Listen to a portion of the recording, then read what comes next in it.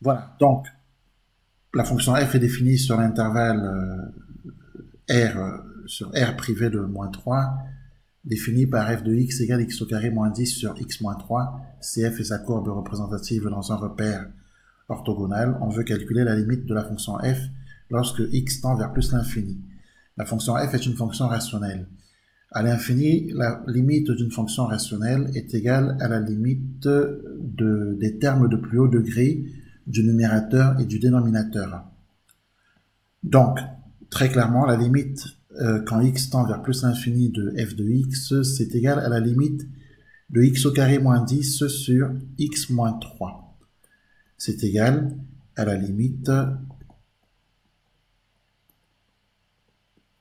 de x au carré sur x. Or, x au carré sur x, c'est égal à x. Donc, c'est égal à la limite, quand x tend vers plus l'infini,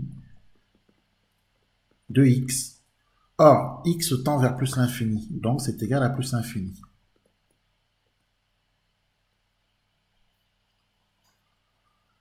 Calculons la limite quand x tend vers moins l'infini de cette fonction. Eh bien, c'est la même chose. La propriété que je viens d'évoquer est valable quand x tend vers plus l'infini, mais elle est également valable quand x tend vers moins l'infini. En conséquence, la limite quand x tend vers moins l'infini de f de x, eh bien, c'est la limite quand x tend vers moins l'infini de x au carré moins 10 sur x moins 3. C'est égal à la limite quand x tend vers moins l'infini de x au carré sur x. Et comme x au carré sur x est égal à x, c'est égal à la limite quand x tend vers moins l'infini de x. Et puisque x tend vers moins l'infini, bah c'est égal à moins l'infini. Voilà. Donc on peut écrire que la limite quand x tend vers moins l'infini de f de x est égal à moins l'infini.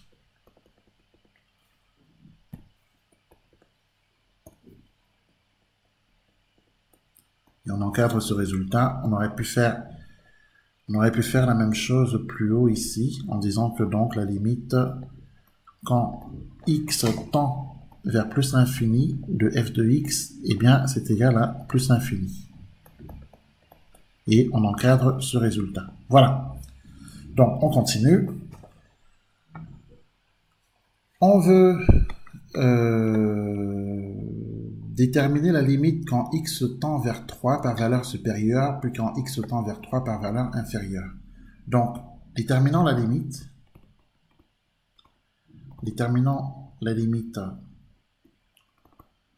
de la fonction f quand x tend vers 3 par valeur supérieure, c'est-à-dire x supérieur à 3. Autrement dit, quand x tend vers 3 plus 1. Rappelons la notion de x tend vers 3 plus. Alors, on a 3 stricts. À gauche de 3, on a 3 moins. À droite de 3, on a 3 plus. 3 plus, c'est 3,00000 avec 1 à la fin. 3 moins, c'est 2,99. 9, 9, 9, 9. Voilà. Et le 3 strict, il est là. 3 plus, on dit aussi que x tend vers 3, x supérieur, strictement supérieur à 3, 3 moins. On dit aussi que x tend vers 3, x est strictement inférieur à 3. Voilà. Ça vous donne un aperçu de ce que ça représente. Donc c'est important de considérer que 3 moins, c'est 2,99. Donc c'est un nombre qui est très proche de 3, mais qui est inférieur à 3. Et c'est important de considérer que 3 plus, c'est un nombre qui est un tout petit peu plus grand que 3, mais qui est très proche de 3, au point qu'on puisse le confondre avec 3. Bon. Donc du coup, on veut calculer ici la limite quand x tend vers 3 plus de la fonction f, c'est-à-dire de x au carré, hein, c'est ça, x au carré moins 10 sur x moins 3. C'est égal à la limite quand x tend vers 3 à droite, le x au carré moins 10 sur x moins 3. Bon. Ce qui est important pour nous, c'est de voir vers quoi tend le numérateur. Alors, calculons la limite du numérateur. Le numérateur, c'est x au carré moins 10. La limite, quand x tend vers 3, du numérateur, hein, donc x au carré moins 10, eh bien, x supérieur à 3 d'ailleurs, c'est égal à 3 au carré, hein, puisqu'on remplace x par 3, moins 10. Sauf que 3 au carré, c'est 9. 9 moins 10, c'est égal à moins 1. La limite, quand x tend vers 3, du dénominateur cette fois-ci, je rappelle que le dénominateur, c'est x moins 3. Du dénominateur x moins 3, eh bien, c'est 3 moins 3. Hein, puisqu'on remplace x par 3, c'est égal à 0. Donc, on conviendra que, en fait, notre limite, c'est moins 1 divisé par 0. Le problème, c'est que diviser par 0 en mathématiques n'est pas possible. On ne sait pas le faire, ça. Donc, ce qui est important pour nous, ce qui va être important pour nous en tout cas, c'est de déterminer s'il s'agit d'un 0 plus ou s'il s'agit d'un 0 moins. C'est pour ça d'ailleurs que on cherche la limite quand x tend vers 3 plus. Quand x tend vers 3, c'est un 0 strict qu'on a. D'accord? Mais si je mets maintenant x strictement supérieur à 3, ça veut dire quoi? Ça veut dire en fait que ici, au lieu de 3, c'est pas exactement 3 qu'on a, c'est 3,00001. Et si je fais 3,0001 moins 3, bah, j'obtiens un 0,0001. C'est-à-dire ce qu'on appelle un 0 plus 1. On voit bien que normalement, le 0 qu'on aurait ici, ce sera un 0 plus 1. Donc en vérité, ce n'est pas un 0 strict. Ce sera un 0 plus. Bon. Maintenant, il faut trouver un moyen acceptable d'écrire cela. Donc, on va l'écrire de la façon suivante.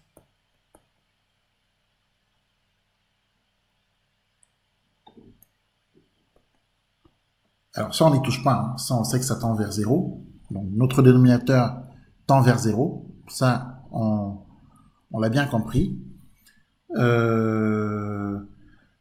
Donc, en revanche, si on rajoute x strictement supérieur à 3, il tend vers 0 plus notre dénominateur. Hein. Donc, du coup, par quotient de limite, hein, puisqu'il faut bien qu'on fasse le quotient. Alors, le quotient, on pourrait, par exemple, l'imaginer ici.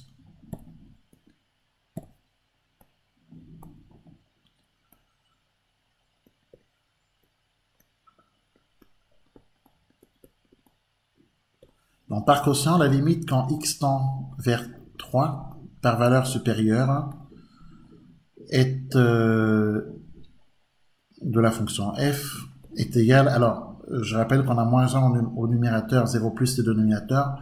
Or dans votre cours, on vous a expliqué que tout réel strictement négatif divisé par un 0 plus, c'est moins l'infini. Ça, c'est dans le cours ça. Tout réel strictement négatif sur un 0 moins, c'est plus l'infini. La règle des signes s'applique ici. Hein. Tout réel strictement positif sur 0 plus, c'est plus l'infini. Et tout réel strictement positif sur 0 moins, c'est moins l'infini. Donc si on suit ce que dit le cours, cette limite est égale à moins l'infini. Voilà. Est-ce que vous avez compris? Oui. Très bien.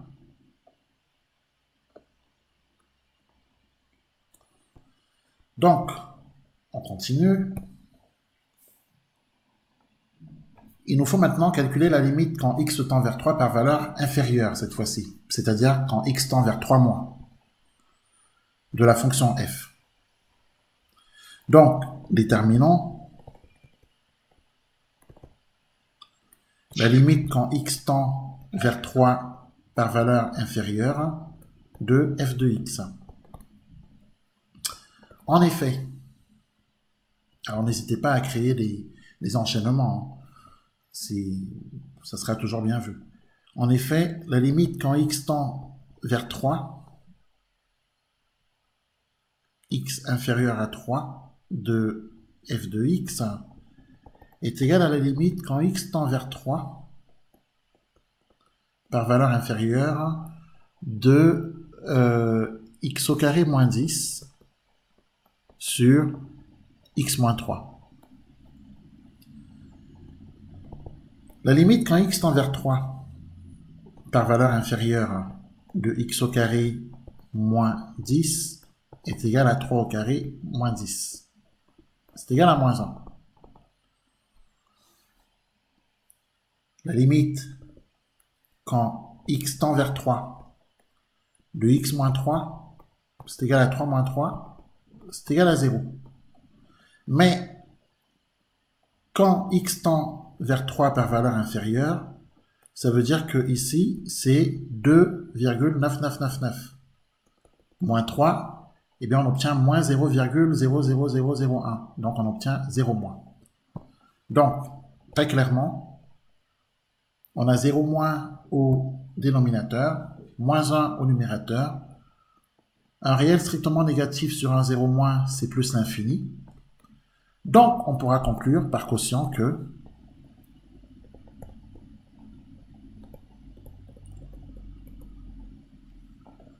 la limite quand x tend vers 3 par valeur inférieure de f de x, eh bien, c'est plus infini.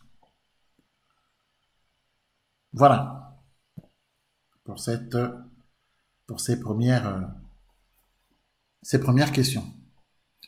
Eh bien, il y a des conséquences à tout cela. Il y a des conséquences notamment graphiques. Alors, quand on regarde la limite qu'on a trouvée ici, de f de x quand x tend vers 3 par valeur supérieure, donc ici,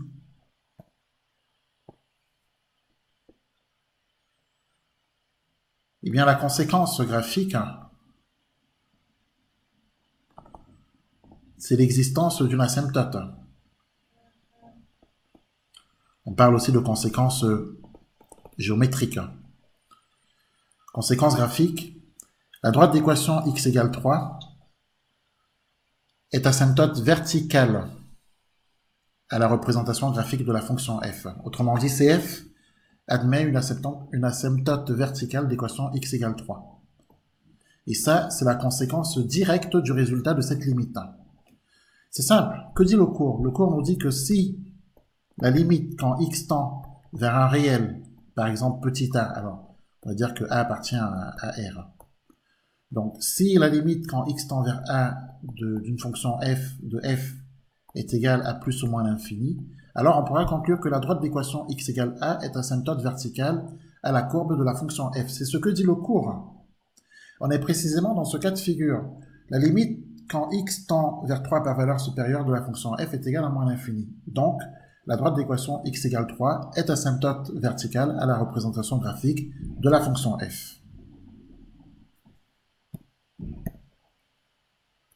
Donc, ça on va l'écrire.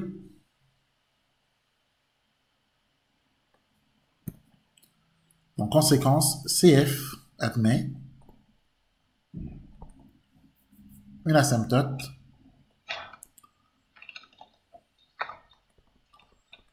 verticale d'équation x égale 3. Alors ne pensez surtout pas que les asymptotes ne servent à rien. Les asymptotes sont très importantes pour la construction pour le tracé de la courbe. Pour le tracé de la courbe, elles permettent notamment elles influent sur la trajectoire de la courbe. Donc, elles sont importantes. C'est très important de déterminer les asymptotes verticales, horizontales et obliques si on en a. Voilà. Mais c'est quoi une asymptote?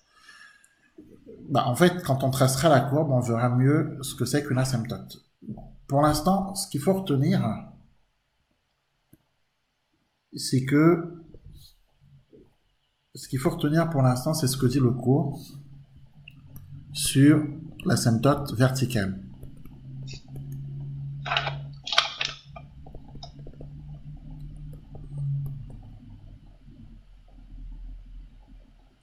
Donc, si A est un réel, ici, la limite quand x tend vers le réel A de la fonction f est égale à plus l'infini ou à moins l'infini, alors on pourra conclure que la droite d'équation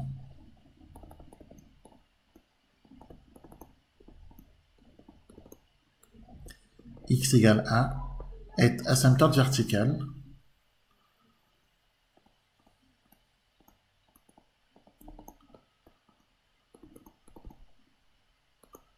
à la courbe représentative de la fonction f. Voilà, ça c'est ce que dit le cours. Et c'est cette propriété, d'accord, cette propriété sur l'asymptote verticale qu'il faut retenir ici.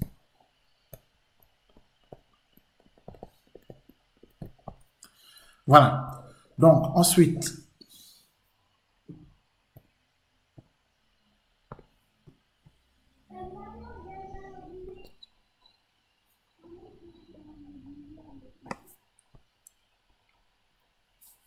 alors, on peut penser que cette limite, donc quand x tend vers 3 par valeur supérieure, nous permet d'en déduire l'existence d'une asymptote verticale d'équation x égale 3. Mais c'est la même chose pour la limite que nous avons ici. Hein, la limite quand x tend vers 3 par valeur négative de la fonction f est égale à plus l'infini. On a là aussi l'existence d'une asymptote. Donc, d'une asymptote verticale, en fait, on a l'existence de la même asymptote verticale. Donc, puisque x tend... En fait, c'est simple. Pour qu'il y ait asymptote, il faudrait que la limite soit... Pour qu'il y ait asymptote verticale, il faudrait qu'on ait la limite quand x tend vers un réel d'une fonction donnée et que le résultat soit plus ou moins l'infini. Si on est dans ce cas de figure, il y a toujours asymptote verticale. Toujours. Et en fait, il y a asymptote horizontale quand c'est le contraire, c'est-à-dire quand x tend vers plus ou moins l'infini et que le résultat de la limite, c'est un réel. À ce moment-là, on a toujours une asymptote horizontale. Donc ces deux cas de figure sont à bien connaître. C'est pas très compliqué. Donc ça veut dire que si j'ai la limite quand x tend vers un réel b si la limite quand x tend vers un réel b de la fonction g est égale à plus l'infini, bah ça veut dire que j'ai une asymptote verticale d'équation x égale b. Si j'ai la limite quand x tend vers le réel c de la fonction g qui est égale à moins l'infini, bah là aussi je suis dans ce cas de figure, ça veut dire que j'ai une asymptote verticale d'équation x égale c. Et cette asymptote est une asymptote à la courbe de la fonction g. Donc clairement, ça veut dire que CG, courbe représentative de la fonction g, admet pour asymptote verticale la droite d'équation x égale c. Ici, dans ce cas de figure, c'est toujours CG, courbe représentative de la fonction g, qui admet une asymptote verticale d'équation x égale b. Si on a cette limite, par exemple la limite de la fonction h, quand x tend vers plus l'infini et que le résultat est égal à un réel, par exemple ce réel c'est petit d, donc petit d c'est une valeur, à ce moment-là, la courbe de la fonction h admet une asymptote horizontale d'équation y égale d. Attention, cette fois-ci c'est y. Hein, pour les horizontales c'est y égale, pour les verticales c'est x égale. Si on a la limite quand x tend vers moins l'infini de h de x qui est égal par exemple à petit e étant un nombre réel, alors la droite d'équation y égale e est asymptote horizontale à la courbe de la fonction f. Autrement dit, CF admet une asymptote horizontale d'équation y égale e.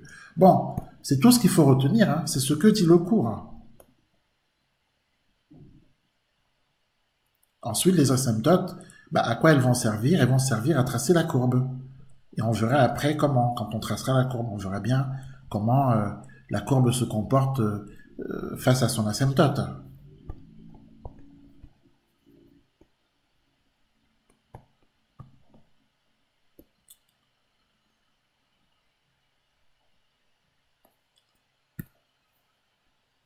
Donc, on est bien d'accord, hein.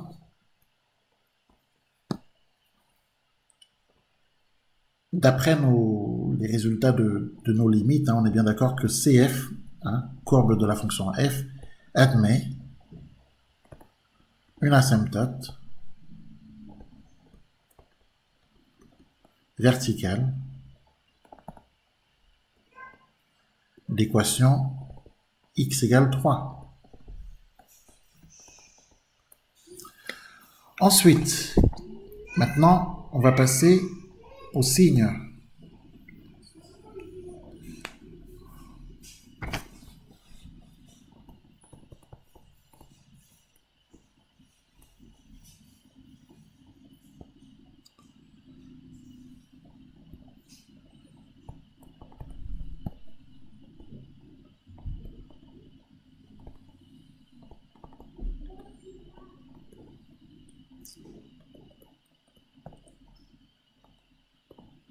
Étude des variations de f de x. Ça, vous savez le faire puisque vous l'avez fait en classe de première S. Donc, je vais vous laisser justifier de la dérivabilité. Bon, à la limite, ça, on peut le faire ensemble. En première S, vous avez vu que quand on a une fonction rationnelle, elle est toujours dérivable sur son ensemble de définitions. La fonction f est dérivable sur R privé de 3. La fonction f est une fonction rationnelle. Une fonction rationnelle, vous avez vu en classe de première S que c'est le quotient de deux fonctions polynômes. Donc, fonction polynôme sur fonction polynôme, vous avez vu que c'est égal à fonction rationnelle. Donc, toute fonction rationnelle est toujours dérivable sur son ensemble de définitions. Je vous rappelle ce que vous avez vu en première S. Les fonctions polynômes, donc les fonctions de la forme ax carré, ax cube, bx puissance 4, etc. Les fonctions polynômes sont dérivables sur R. Les fonctions affines et linéaires sont dérivables sur R. Les fonctions sinus et cosinus sont dérivables sur R. Les fonctions rationnelles, donc polynôme sur polynôme, sont dérivables sur leur ensemble de définitions. Voilà.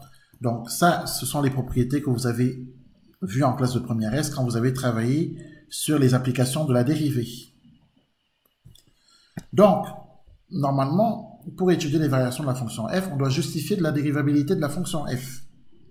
On doit calculer la fonction dérivée, f' de x. En première S, vous avez vu les formules du type la dérivée d'un quotient, u sur v, qui est égal à u'v moins v'u sur v carré. Ça, normalement, vous avez suffisamment appliqué ce genre de formule. Donc, on justifie de la dérivabilité, on calcule la fonction dérivée et on étudie le signe de la fonction dérivée. Ensuite, on dresse le tableau de variation de la fonction f, hein, le tableau de variation complet de f. Donc, normalement, il y a un enchaînement qu'on doit maîtriser pour l'étude des variations. Donc, on justifie de la dérivabilité de f. C'est une étape obligatoire, surtout en terminale S.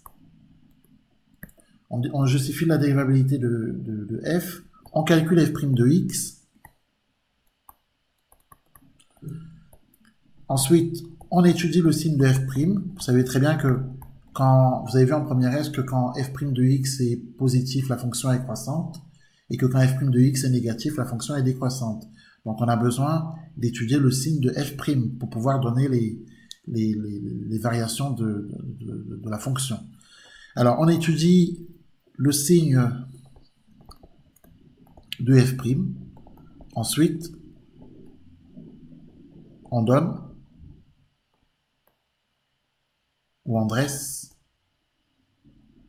le tableau de variation complet. Normalement, on ne vous guide plus tellement en terminale S sur ces questions. En terminale S, on vous pose une seule question, étudier les variations de f. Cela suppose de justifier de la dérivabilité de f, de calculer f' de x, d'étudier le signe de f', de dresser le tableau complet de variations. Mais attention, parce que avant de dresser le tableau complet des variations, vous avez les limites à calculer. Mais comme on les a déjà calculées plus haut, du coup, c'est pour ça que je ne les ai pas mises. Mais normalement, juste avant, vous avez les limites que vous devez calculer là, avec les images éventuelles. Bon. Et c'est tout ça qui permet d'établir le tableau de variation. Alors, je vous laisse traiter ces 4 points et on reprend la correction dans 5 minutes.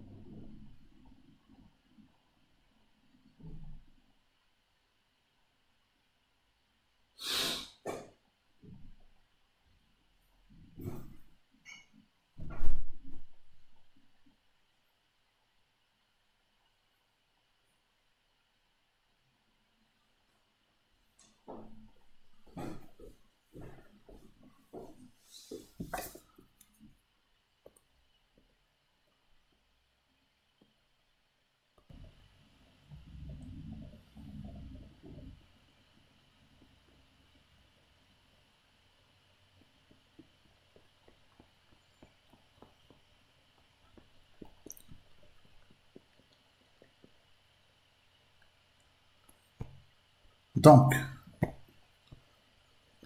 pour l'étude des variations de la fonction f, je disais qu'il fallait justifier de la dérivabilité de f. Donc on peut dire que la fonction f est dérivable sur son ensemble de définitions. Alors on peut préciser sur son ensemble de définitions comme le veut la définition.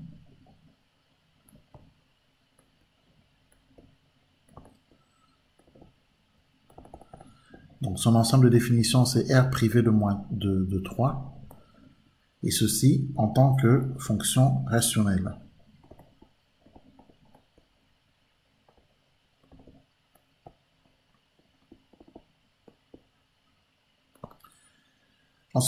Ensuite,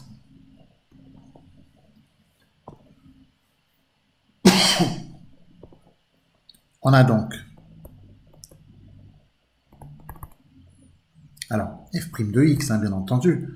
Alors on va écrire que on pose u de x qui est égal à x au carré moins 10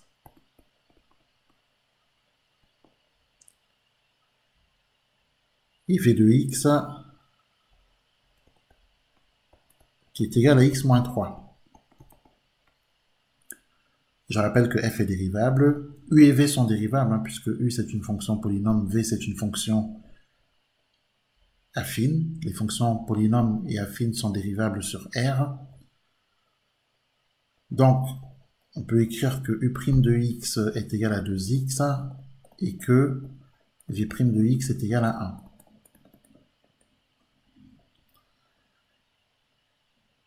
1. Ainsi, pour tout réel x,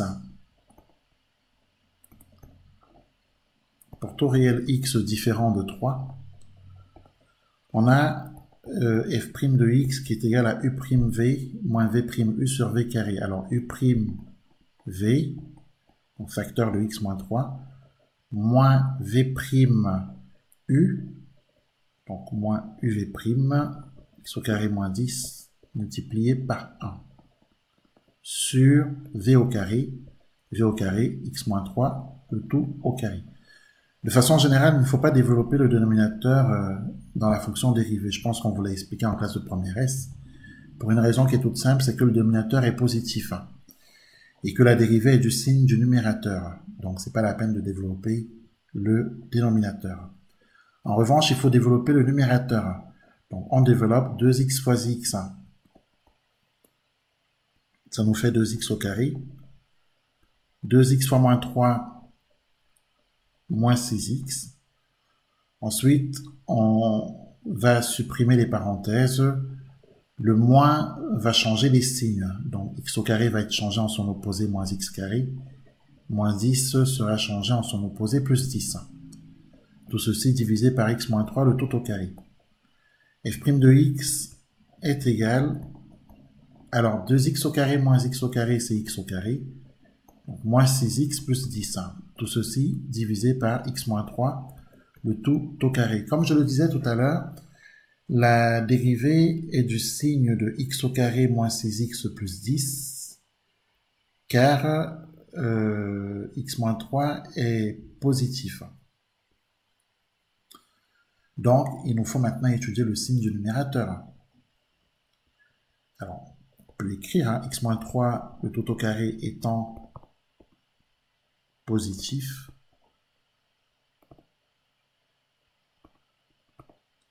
étant même strictement positif, hein, puisque x ne peut pas prendre la valeur 3. Hein, rappelez-vous, la fonction f est définie sur R privé de 3, mais c'est également le cas pour f' de x, qui n'est pas défini pour la valeur 3, puisque si on remplace x ici par 3, f' de x n'existe pas. Donc f' de x est comme la fonction f définie sur R privé de 3. Donc, x moins 3, le tout au carré étant donc strictement positif, voulais-je écrire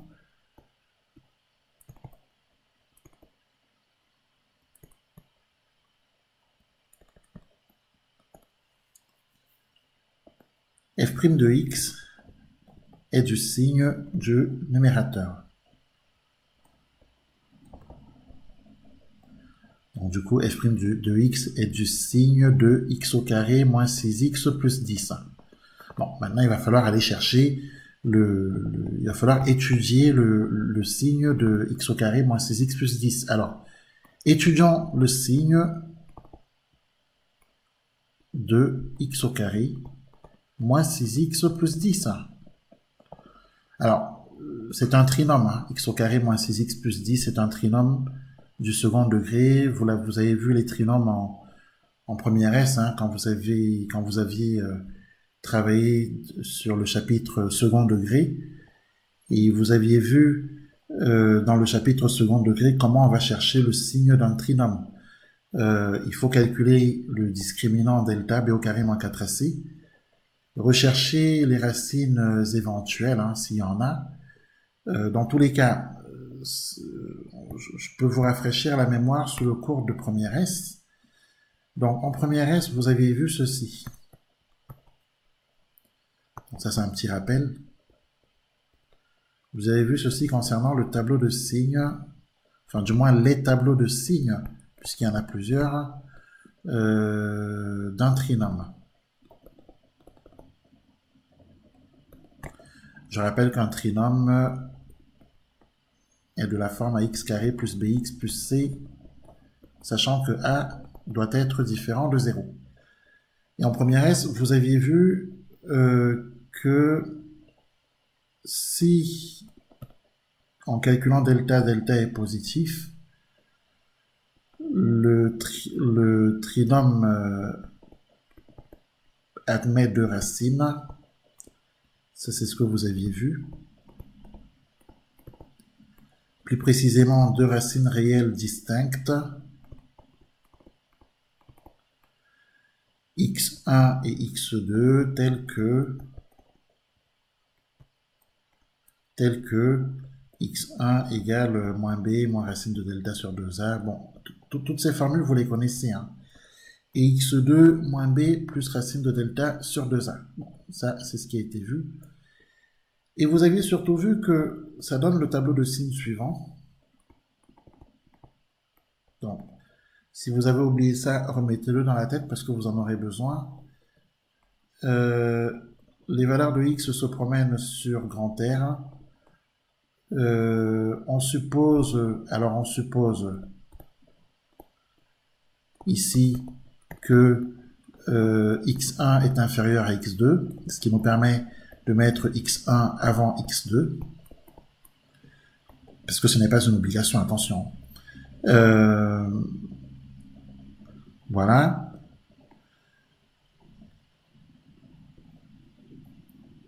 On suppose, alors du coup, on a ici ax carré plus bx plus c. On est dans le cas où delta est positif, donc on met les zéros. D'après le cours, à l'intérieur des racines, on est du signe de moins a, rappelez-vous. Et on est du signe de a à l'extérieur des racines. Donc, ça c'est le tableau de signes quand delta est positif. Ça, c'est ce qu'on vous a appris en première S et on vous avait demandé de l'apprendre par cœur. Donc ça, c'est le cas où delta est positif. Maintenant, puisque delta peut être négatif, donc on va traiter le cas où delta est négatif. À ce moment-là, on a vu en classe de première S que le trinôme ax carré plus bx plus c n'a pas de racine. D'accord ? Et surtout, ce qui est très important, c'est que on avait vu que il est toujours du signe de A. Il est du signe de A sur R. Il est du signe de A sur R.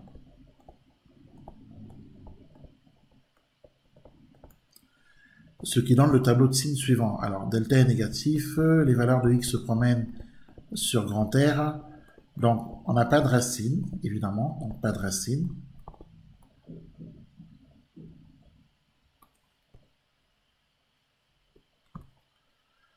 Le trinôme, c'est le même, ax carré plus bx plus c. Bien sûr, a différent de 0. C'est pareil ici d'ailleurs, hein, a différent de 0. Voilà.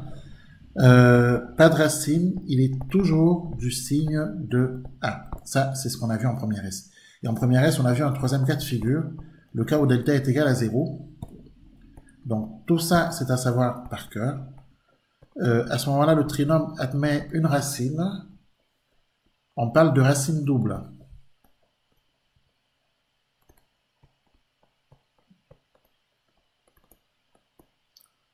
Et cette racine double, on la nomme x0 et elle est égale à moins b sur 2a. Voilà. Et il se trouve que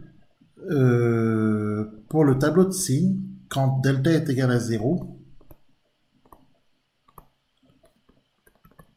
vous aviez vu en classe de première S, dont le trinôme c'est toujours ax carré plus bx plus c a différent de 0. Vous avez vu en classe de première S, puisqu'ici on a une racine double qui est x0, que le trinôme est du signe de A,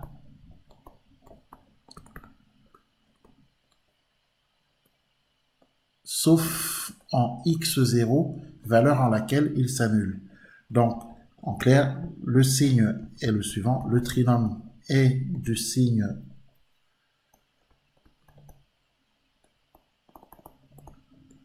de A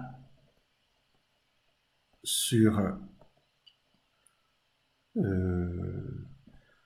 moins l'infini x0 qu'on va exclure, hein, puisqu'en x0 le trinôme s'annule, union x0 plus l'infini. Donc, autrement dit, il est du signe de A sur R privé de x0, hein, ce qui revient au même. En revanche, il s'annule en x0. Bon, pour vous rafraîchir la mémoire, voilà ce que vous avez vu en classe de première S. Donc du coup, pour rebondir sur notre exercice maintenant, puisqu'on doit étudier le signe de x au carré moins 6x plus 10 et il s'agit bien d'un trinôme, donc on va utiliser nos acquis de la première S pour traiter cette question.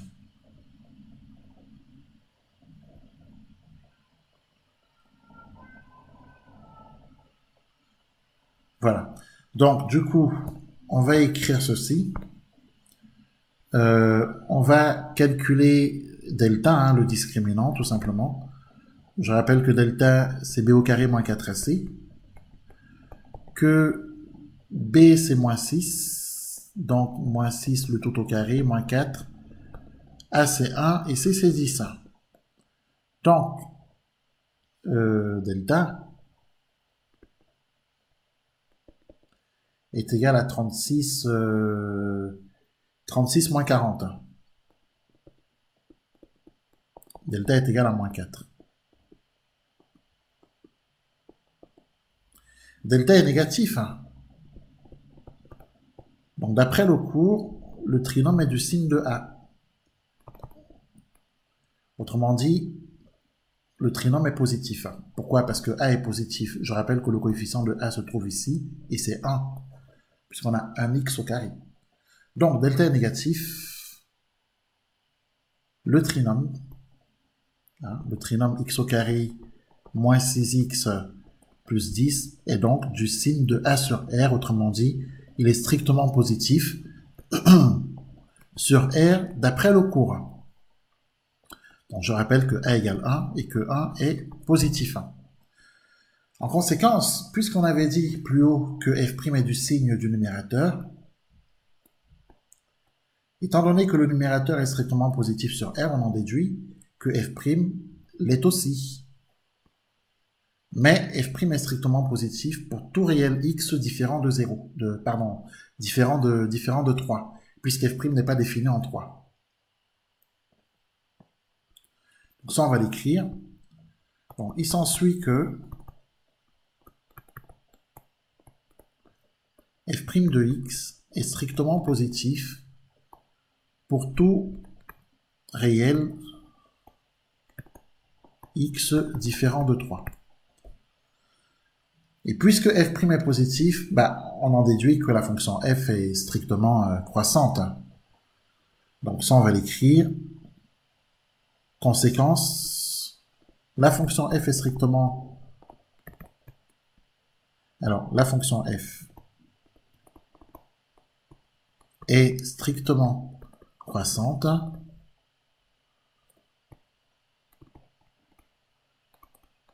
sur moins l'infini 3 et sur...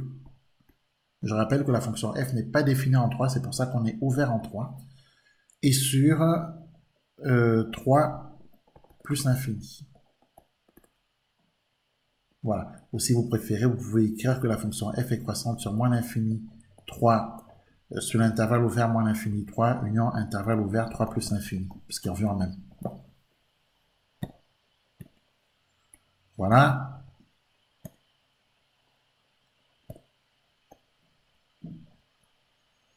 Voilà ce qu'on pouvait dire ici sur les variations de la fonction f. Bon, après, on peut aller jusqu'à donner le tableau de variation de f. Et donc, du coup, on va établir le tableau de variation.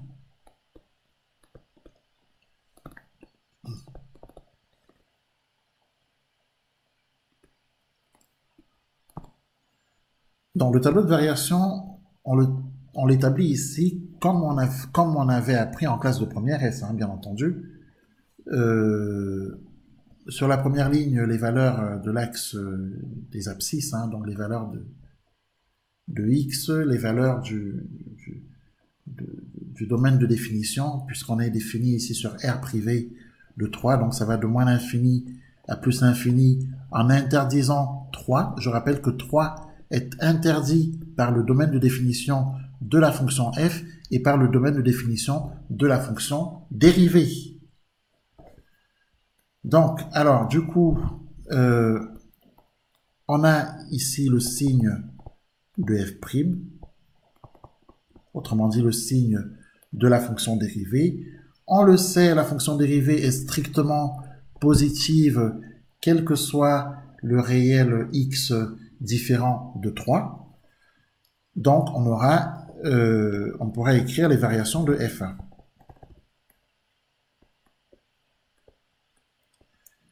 Conséquence, les variations de f sont des variations strictement croissantes sur moins l'infini sur l'intervalle ouvert moins l'infini 3 et strictement croissantes sur l'intervalle ouvert 3 plus l'infini. Je rappelle que on avait calculé plus haut nos limites. Hein, on avait calculé la limite quand x tend vers plus l'infini de la fonction f et on avait trouvé plus l'infini qu'on peut inscrire ici dans notre tableau de variation. Donc, on avait trouvé que quand x tend vers plus l'infini, bah, f de x tend vers plus l'infini. De même, on avait trouvé la limite quand x tend vers moins l'infini de la fonction f et on avait trouvé moins l'infini. On avait calculé la limite quand x tend vers 3 par valeur inférieure, autrement dit la limite quand x tend vers 3 moins de la fonction f et on avait trouvé plus l'infini. Et enfin, on avait calculé tout à l'heure la limite quand x tend vers 3 par valeur supérieure, c'est-à-dire la limite quand x tend vers 3 plus de la fonction f, et on avait trouvé moins l'infini.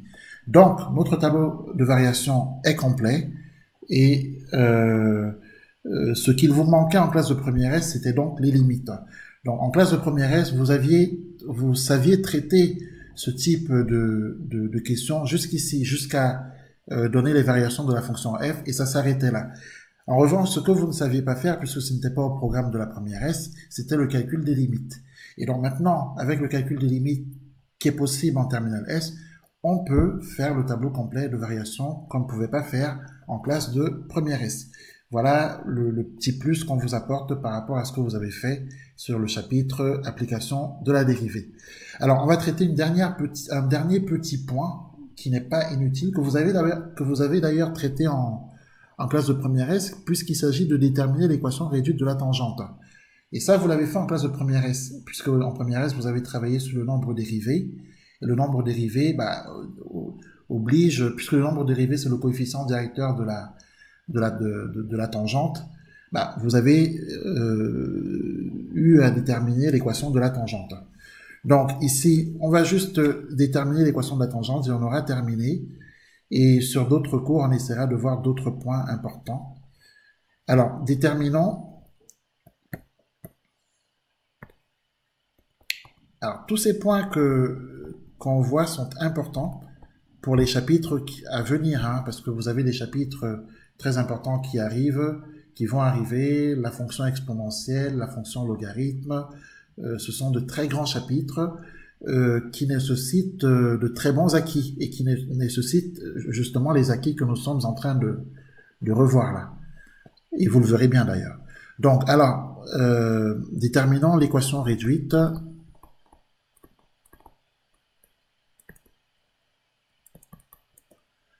de la tangente. Et après ça, je vous laisse de la tangente t à la courbe représentative de la fonction f au point d'abscisse 2. Eh bien, je vais vous rafraîchir la mémoire, mais cette formule, vous la connaissez. Je vous rappelle que vous l'avez vue en classe de première S. Donc, d'après le cours, donc ce que dit le cours,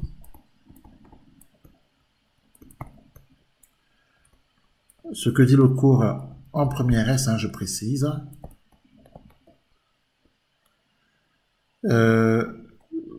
L'équation de la tangente,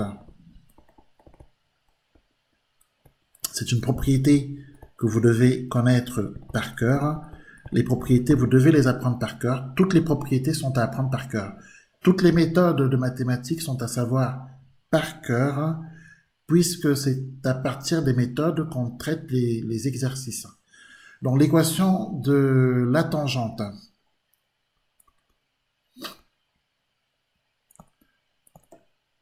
à la courbe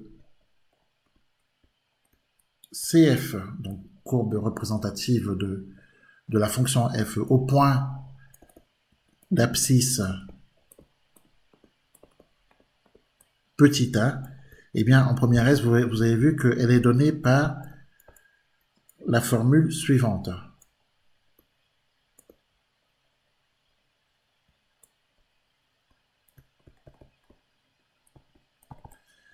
Donc y égale f' de a. Bon, je rappelle que f' de a, c'est le coefficient directeur de la tangente à la courbe de la fonction f au point d'abscisse a.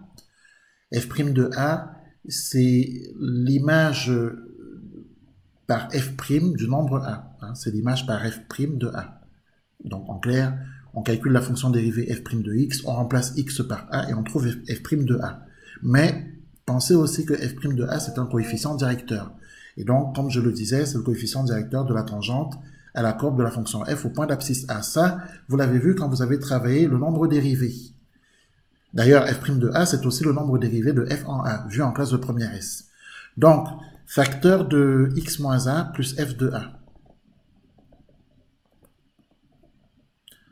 Voilà, voici ce que dit le cours. Donc, ça veut dire quoi? Ça veut dire que pour traiter notre question, puisqu'on nous demande de déterminer l'équation réduite de la tangente t à cf au point d'abscisse 2, ça veut dire qu'il faut remplacer petit a par 2. Donc en fait, notre tangente, notre équation de tangente, sera donc y égale f' de 2, facteur de x moins 2 plus f de 2. Donc, il nous faut maintenant déterminer f' de 2. Alors, on va calculer f' de 2, et pour cela, on va utiliser la fonction dérivée f' de x. Je rappelle que la fonction dérivée f' de x, on l'avait calculée plus haut, et on avait trouvé x au carré moins 6x plus 10 sur x moins 3, le tout au carré. Donc x au carré moins 6x plus 10, on va le mettre ici,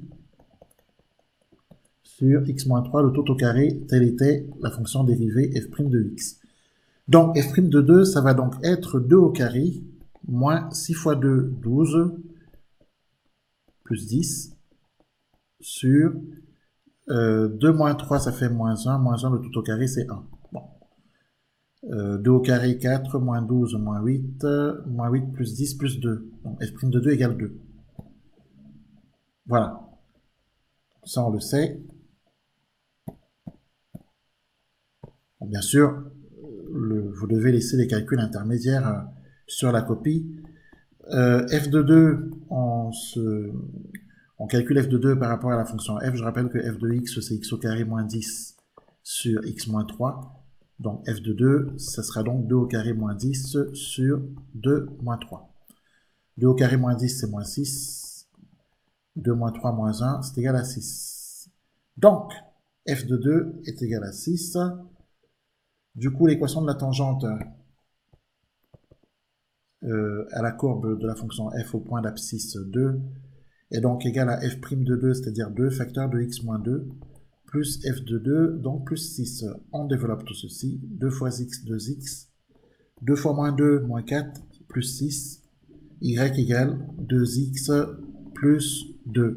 Voici l'équation de la tangente à la courbe de la fonction f au point d'abscisse 2.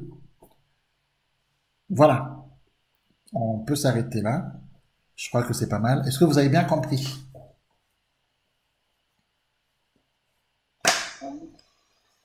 Oui. Très bien. Je vais poster cette vidéo. Vous pourrez la retrouver sur sur ma chaîne, sur la partie playlist.